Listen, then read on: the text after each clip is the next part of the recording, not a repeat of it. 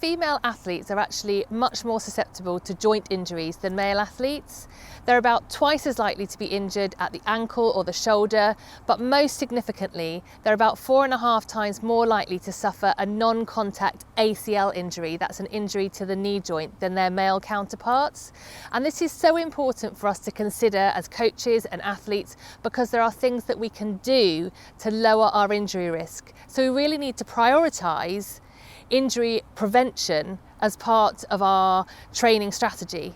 There's some really interesting emerging evidence about concussion and female athletes. So female athletes are actually more likely to suffer concussion, and they have worse symptoms and a longer return to play than their male counterparts. And partly we think that's due to the fact that females have a smaller head and a weaker neck, so their neck muscles aren't as strong as males.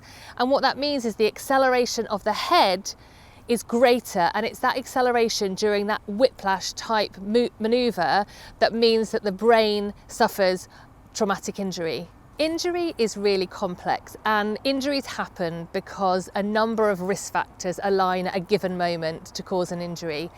But we know that one of those risk factors might be the hormones of the menstrual cycle.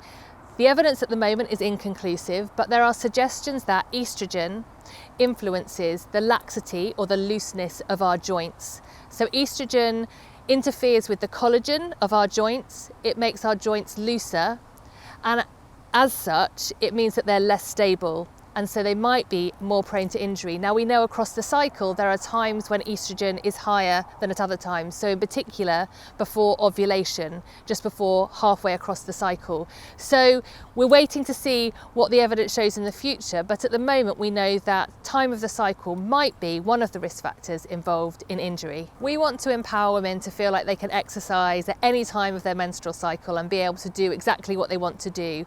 And so we shouldn't take this link between estrogen and joint laxity and injury as a warning not to exercise at certain times of our cycle. But you might be someone who finds that they have a hamstring tightness or a back niggle that flares up at certain times of the menstrual cycle.